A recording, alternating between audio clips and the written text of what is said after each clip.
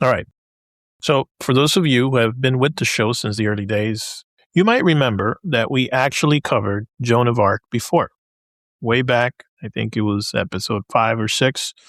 We tried to cram her entire story into one episode, and it was about 45 minutes or so.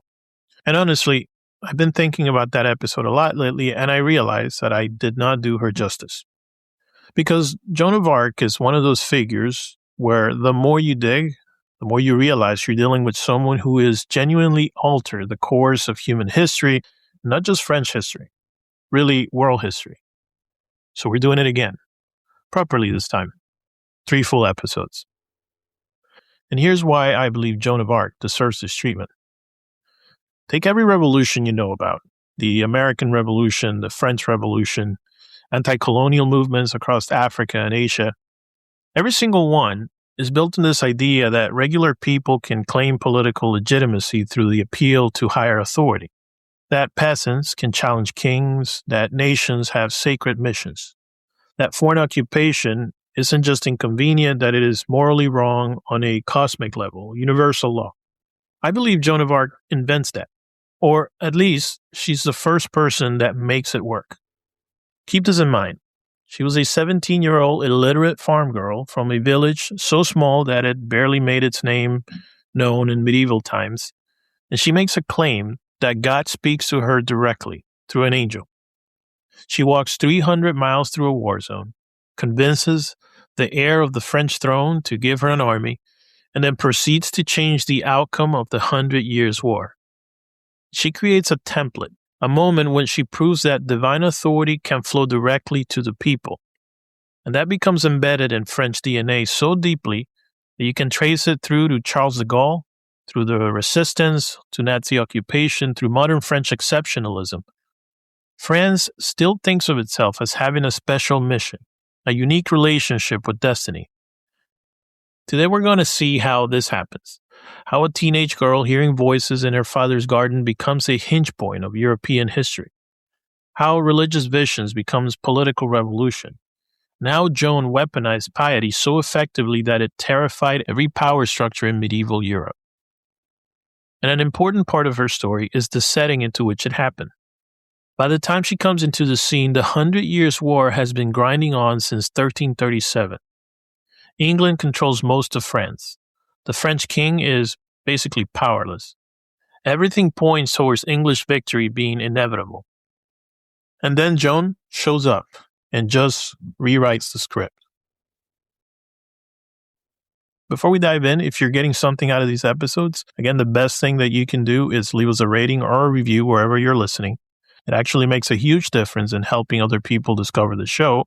And if you know someone who'd be into this kind of deep dive into how single moments can create national character, please share it with them. Word of mouth is always the best approach and is how the show spreads. All right, we're going to January of 1429, a French garrison town where hope has frozen solid and a peasant girl is about to thaw it.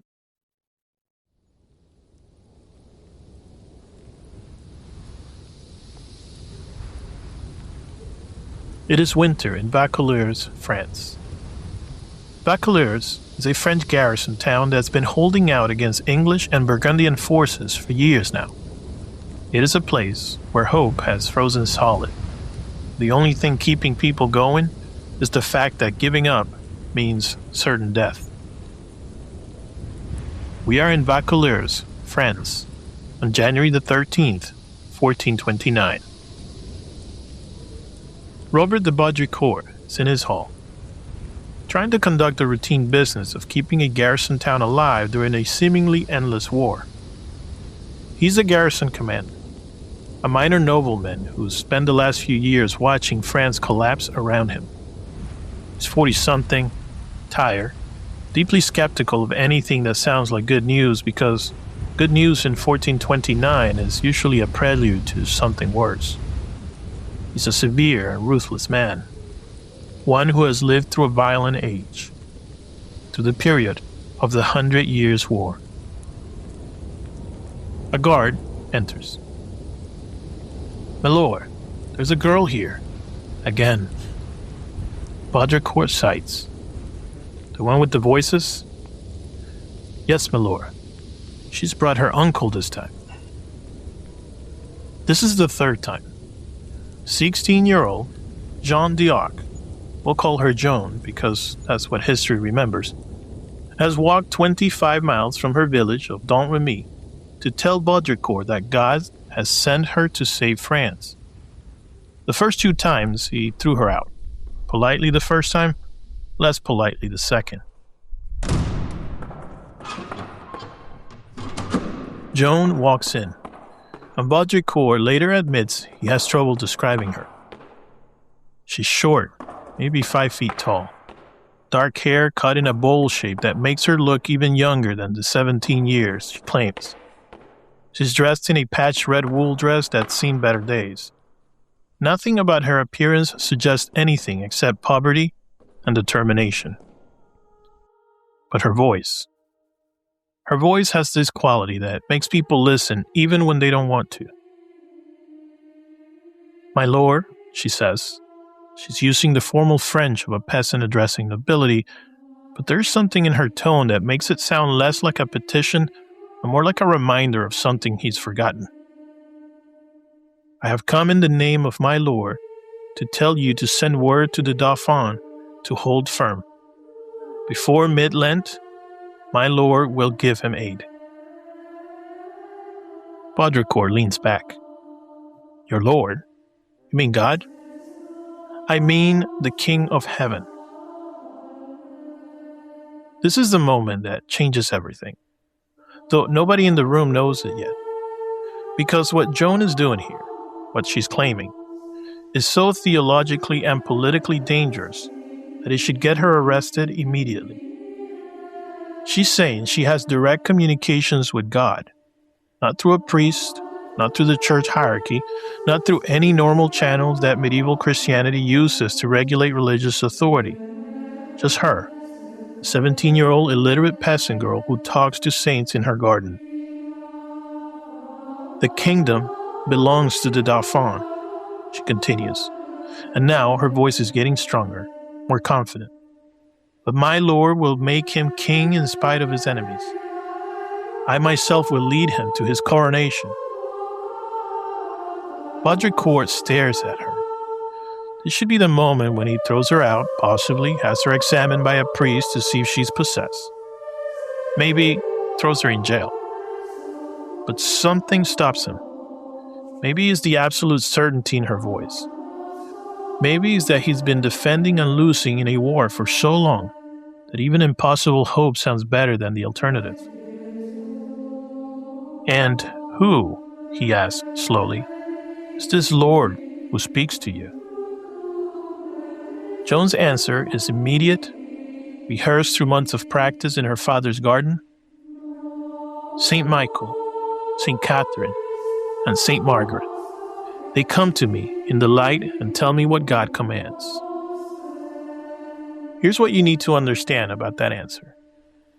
Joan just claimed that 3 of the most important saints in Christian tradition, Michael the Archangel, Catherine of Alexandria, and Margaret of Antioch, are personally instructing her to overthrow the established political order.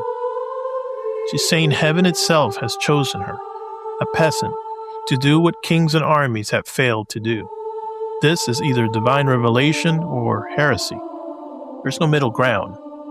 And Baudricourt is looking at the teenage girl and trying to figure out which one he's dealing with. My lord, Joan says, now her voice drops lower, more intimate. I would rather spin beside my mother, but this is not my proper work. But I must go, and I must do it, because my lord wills it. Baudricourt doesn't answer immediately. Outside, his garrison continues its daily routine. Soldiers training, merchants haggling, life grinding forward in the war zone. Inside this room, a 17-year-old girl has just claimed that God has chosen her to save France. In 4 weeks, Baudricourt will give her an escort to Chinon. In 2 months, she'll be meeting the Dauphin. In 3 months, she'll be leading an army. But right now, in this frozen moment in January of 1429, is looking at Joan and thinking one simple thought. What if she's telling the truth? This is part 1 of the Joan of Arc story, Voices from Heaven.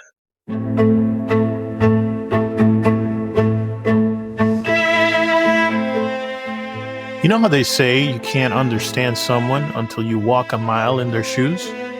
Well, I'd argue you can't understand a nation until you've walked through its history. Not just the highlight reel or the sanitized version you find in textbooks. I mean really getting into its DNA. Those defining moments that shaped everything that came after. Those moments where paths were chosen, where decisions were made in palaces and backrooms and city streets that changed the course of millions of lives. I'm your host, Paul, and this is Double Helix, Blueprint of Nations, where we unravel the genetic code of countries through their most transformative moments. Think of it like ancestry testing, but for entire nations. We dig deep into the historical DNA, finding those crucial moments that made countries who they are today.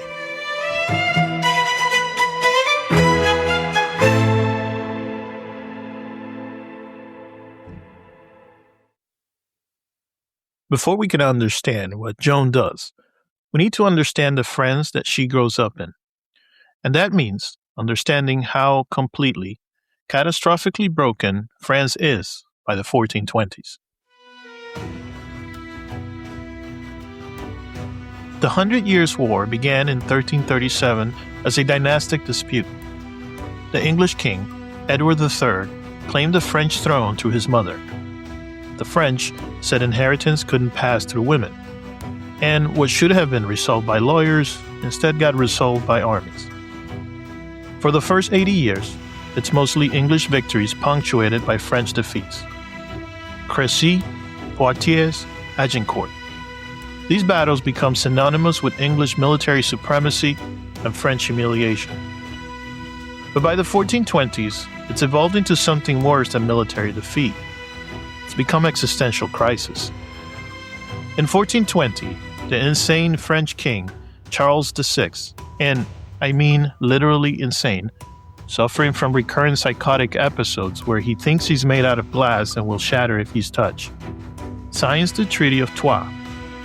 This treaty disinherits his own son, recognizes the English king, Henry V, as heir to France, and essentially dissolves France as an independent kingdom.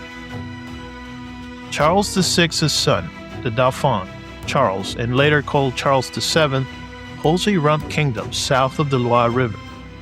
The English control the north, including Paris. The Duke of Burgundy, who should be a French vassal, has allied with England because the Dauphin's supporters murdered his father in 1419 during peace negotiations. So now France is fighting both England and a significant chunk of itself. This is the France that Joan is born into around 1412. A France where the question isn't, will we win this war, but rather, will France exist in 10 years? Let me take you to the village where Joan grows up. Domremy sits right on the frontier between French loyal territory and Burgundian controlled land. It is small, maybe 50 families, a church, some fields, and a mill. Joan's father, Jacques d'Arc, is what historians called a peasant of means. He owns his land, pays rent to a local lord, has a stone house instead of a wattle and daub cottage. By peasant standards, the family is doing well. By any other standard, they're poor. The village's position on the border means allegiance is complicated. Most of Domremy is loyal to the Dauphin, but the next village over supports Burgundy. This is an abstract political theory. This is which tax collector shows up, which soldiers you have to feed, which side will burn your crops if you bet wrong. And then there are routiers. These are mercenary companies, disbanded soldiers, armed men who figured out that in a country with broken authority, you can take whatever you want. These are not armies with flags and commanders, they're predators in armor who raid villages for food, money, or anything valuable or sellable, including people. Let me take you to a scene Joan will remember for the rest of her life. It is the summer of 1425. Joan is 13 years old, tending her father's sheep in the fields outside Dauphin. The warning comes from a boy running from the direction of the main road. Routiers are coming. The village has 10 minutes to prepare. Everyone who can runs to the fortified church. It's not much, but it has thick walls and a heavy door that can be barred. Joan, her parents, her siblings, and her neighbors, maybe 50 people total, crowd into a space meant for Sunday Mass. Outside, you can hear horses, shouts, and the sounds of doors being kicked in, furniture smashed as the routiers search for hidden valuables. Joan is pressed against a stone wall, trying to make herself small, listening to her mother pray the rosary in a whisper. She can hear Madame Leblanc crying because the routiers are in her house. She can hear the smoke from burning thatch starting to drift through the church's high windows. The routiers eventually leave. They always do, moving on to the next village.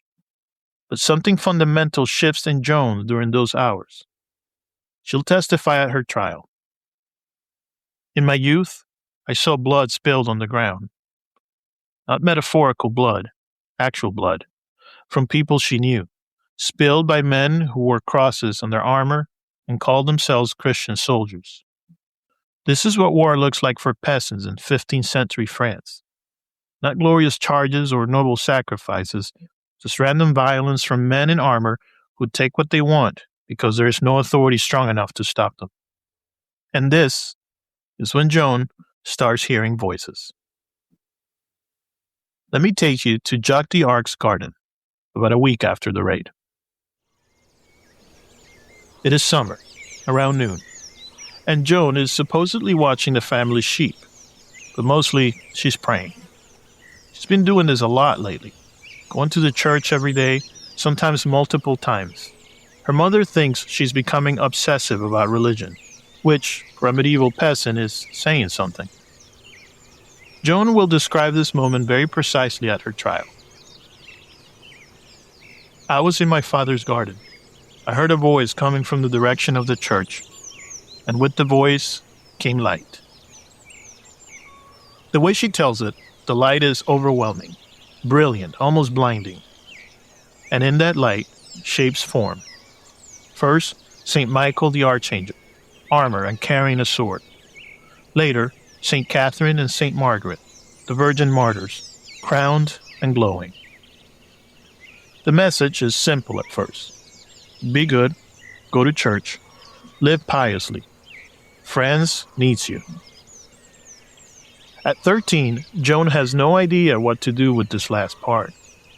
Friends needs her? She's an illiterate peasant girl from a village so small most maps don't include it. She's never been more than a few miles from Dauphin. Her biggest responsibilities are making sure the sheep don't wander and helping her mother with household work. The idea that France, this vast, broken kingdom she's heard about but's never seen, needs her specifically is absurd.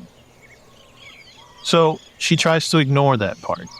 She focuses on being good, going to church, praying more. Her family notices she's becoming unusually devout. The local priest starts to worry she's taking piety a little too far. But Joan keeps hearing the voices, and gradually, over months and then years, the message becomes more specific. Go to Vaucouleurs.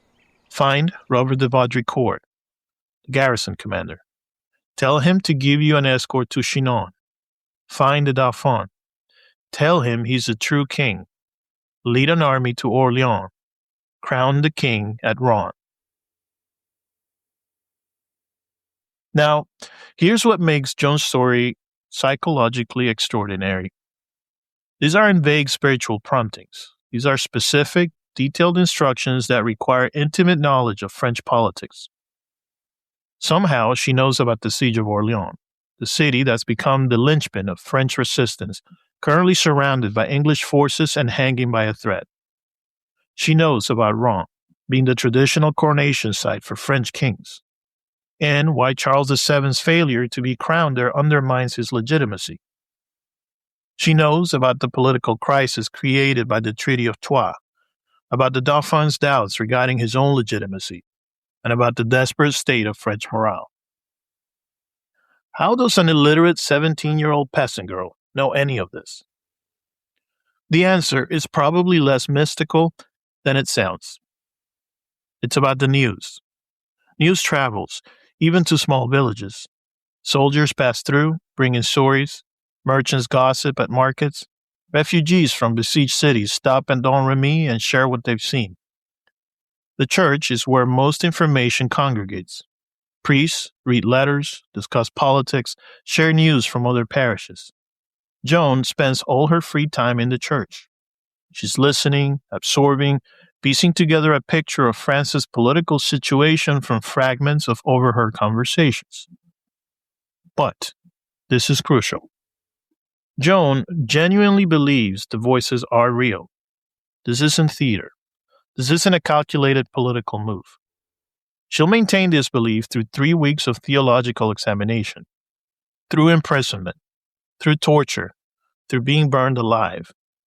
Either she's experiencing authentic religious visions, or she's experiencing auditory hallucinations so convincing that they override every survival instinct, every social pressure, every rational calculation telling her to shut up and live quietly. Let me take you to the Arc house in early 1428. Joan is now 16, and the voices have become urgent. They are telling her she must go to Vaucouleurs, that France is running out of time, that Orleans will fall unless she acts. She's trying to explain this to her father, and it's going about as well as you can expect. Jack d'Arc is a practical man.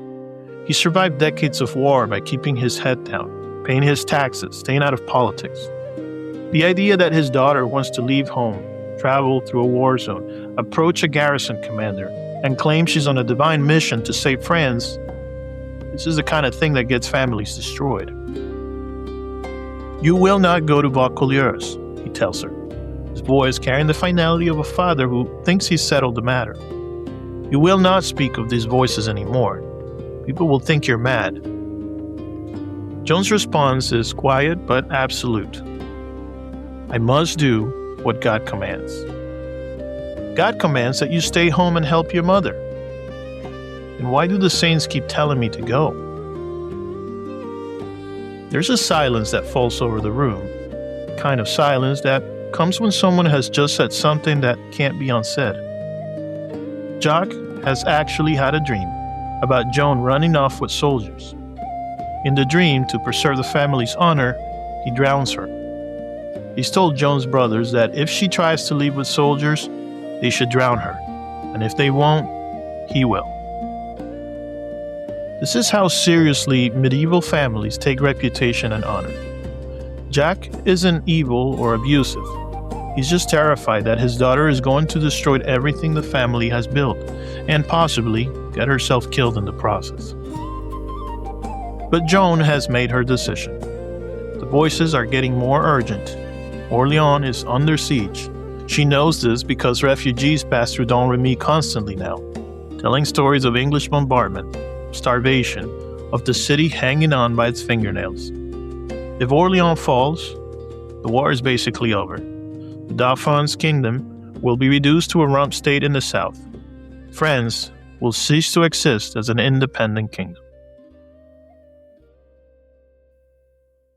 In May of 1428, Joan convinces her uncle, Durand Laxart, to take her to Vaucouleurs.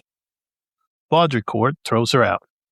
He tells Laxart to take his niece home and give her a good slap to cure her of the foolishness. She tries again in January of 1429. Baudricourt throws her out again, less politely this time. And then she tries a third time. On January the 13th, 1429, this is where we open the episode. Joan is standing in Baudricourt's hall, telling him that God has sent her to save France, that before mid-Lent she'll deliver the Dauphin from his enemies. This time, Baudricourt listens, because this time, something has changed. What changes between Joan's second and third visit to Vaucouleurs is the military situation, and by changes, I mean collapses completely. Orléans, the last major French-held city north of the Loire River, is under full siege now. If Orléans falls, the war is over. Dauphin's kingdom will be cut off from the northern territories that still support him. England will control everything that matters economically and symbolically. Charles VII might as well pack up and become a minor southern duke, because King of France will be a title that means absolutely nothing. Meanwhile, Charles himself is running out of everything: money, soldiers, allies, and hope. His treasury is nearly empty. His armies keep losing. His supposed vassals are making separate peace deals with England. He's 26 years old, uncrowned because the English hold Rouen, and watching his inheritance dissolve. Into this disaster zone comes Joan's prophecy. Before mid-Lent, my Lord will give him aid. Mid-Lent is March 14th, and it is now late January. Joan is promising divine intervention in 6 weeks. Baudricourt has been investigating Joan since her second visit. He's a practical military commander, a ruthless man, not given to mysticism, but he's also desperate enough that he's willing to at least look into whether this peasant girl might be something other than delusional. What he discovers is interesting. Joan is exactly who she claims to be, daughter of Joan d'Arc from Dauphin, known in her village as unusually pious but otherwise ordinary. Her neighbors describe her as spending excessive time in church, but her priest vouches for her religious orthodoxy. There's no evidence of demonic influence, no sign of the kind of heresy that would get you burned. More intriguingly, there are stories. Small things. Joan apparently predicted a French defeat at the Battle of Roubaix, the so-called Battle of the Herrings, where a supply convoy was destroyed, before news officially reached Henri. People remember her saying things were going to happen, and then they did. Is this prophecy?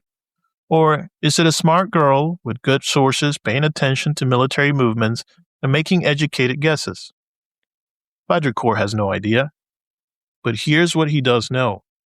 The French are losing, morale is broken, and Joan is promising that God is in on France's side.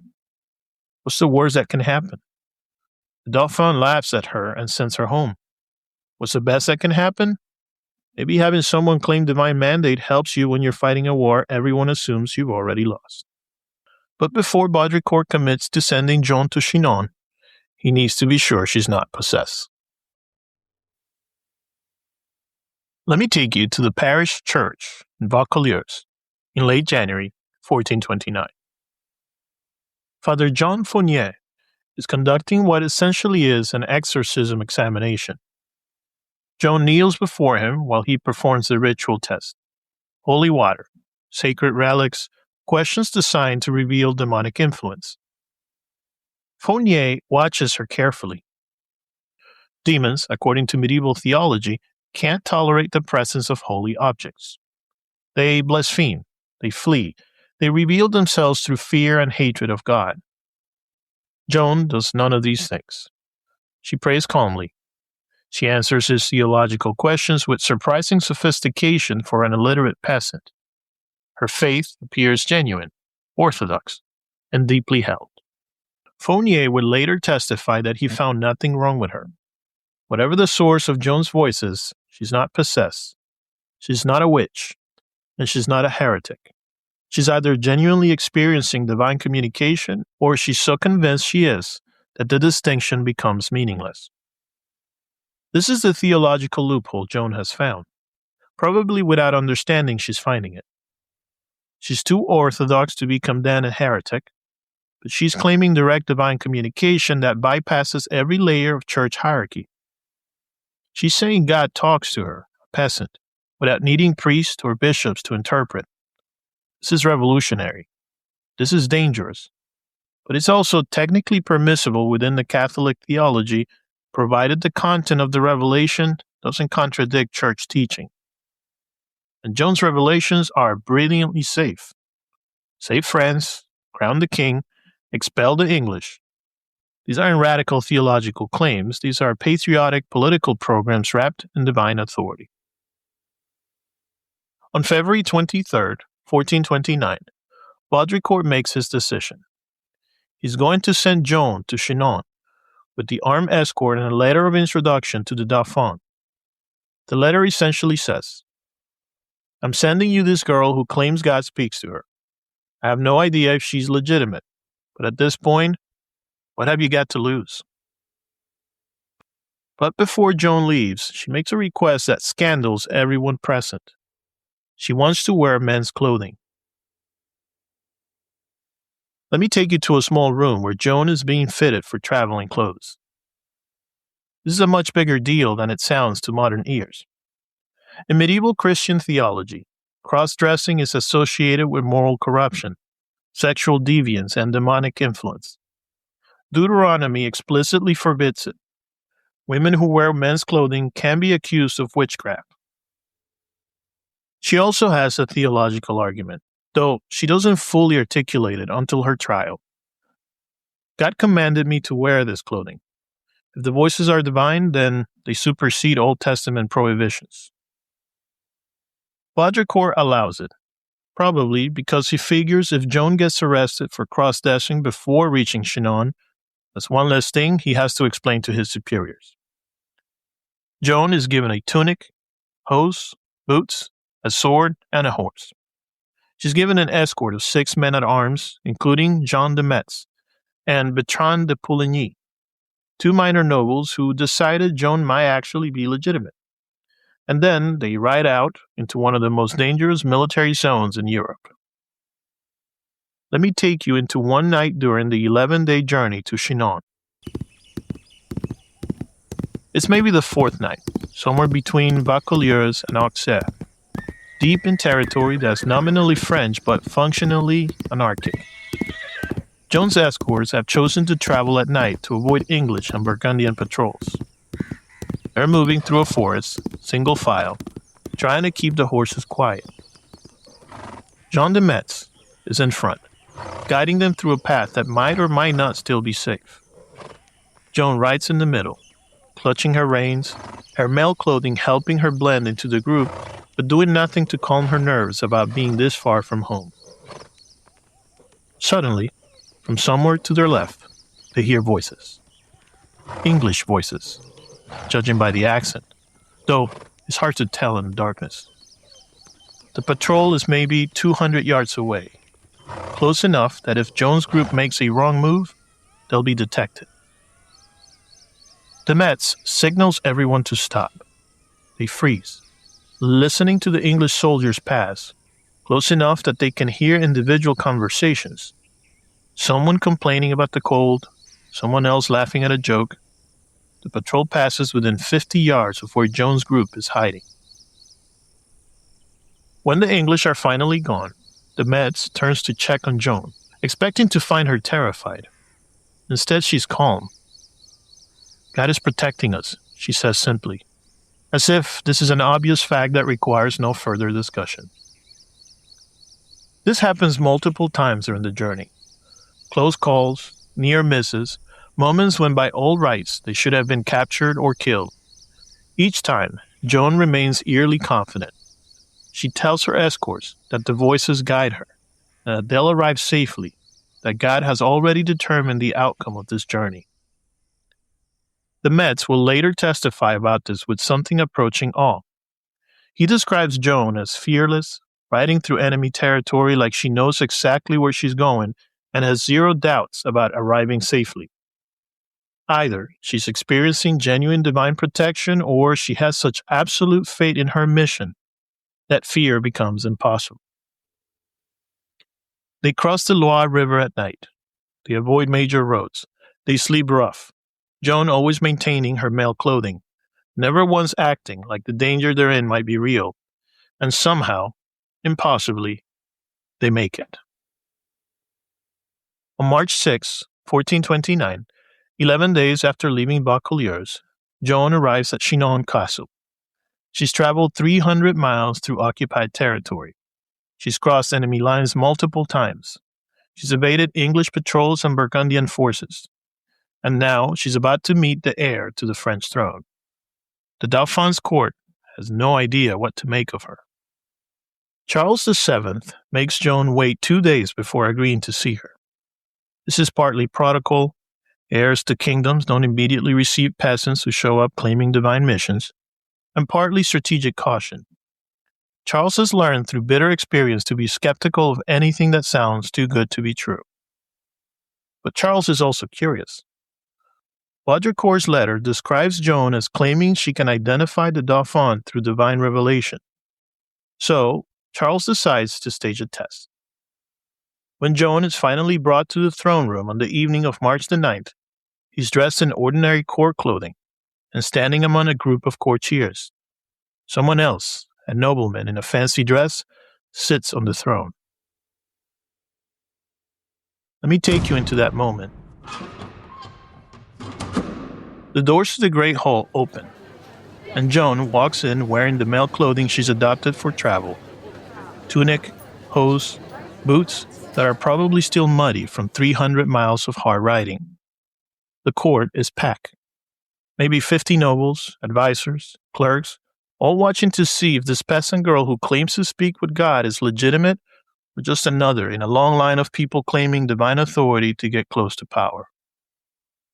The men on the throne, dressed in fine clothing, sitting with appropriate royal bearing, must be the Dauphin, right? That's the obvious conclusion. But Joan doesn't even glance at him. She walks straight past the throne, her eyes scanning the crowd, and then she moves directly towards a cluster of courtiers near the wall. She kneels before a man in relatively plain clothing who's been trying to blend in into the background. God give you life, gentle Dauphin, she says. The hall goes silent, absolutely silent. The kind of silence that comes when something impossible has just happened in front of 50 witnesses. Charles stares at her. He's 26 years old, struggling with constant doubt about his legitimacy. His mother had multiple affairs, and there's a persistent rumor that he's not actually the son of Charles VI. He's uncrowned because the English control Rome. He's losing a war that's been grinding on for nearly a century. And now, a 17-year-old peasant girl has just identified him in a room full of nobles without even having seen him before. I am not the king, Charles says carefully. The king is over there, gestures towards the man on the throne. Joan looks at Charles with something approaching pity. You are, she says simply. The King of Heaven sends me to you with the message that you shall be anointed and crowned in the city of Rome, and that you shall be lieutenant of the King of Heaven, who is the King of France.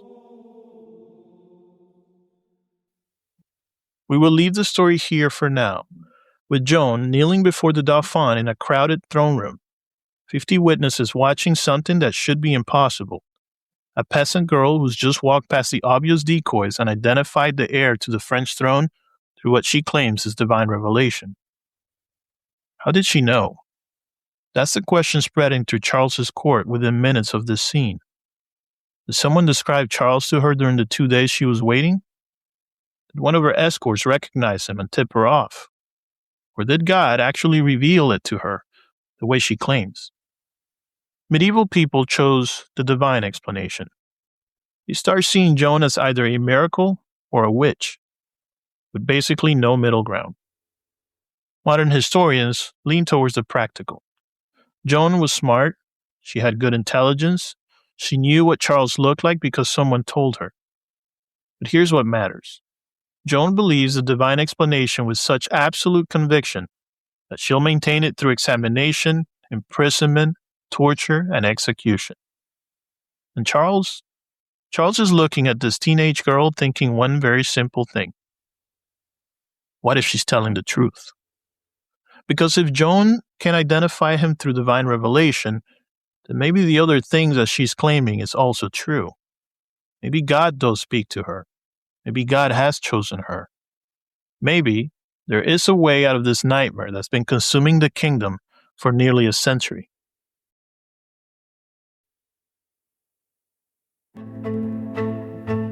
Next time, on Double Helix, Joan faces the theologians.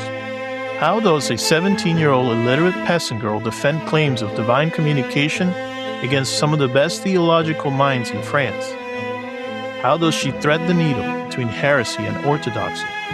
And what happens when Charles finally decides to gamble everything on the voices of a teenager's head? The examination at Poitiers, the sacred sword of Fierbois, and Joan's journey to the besieged city that will make or break her divine mission. Until then, thank you for listening. We will see you soon.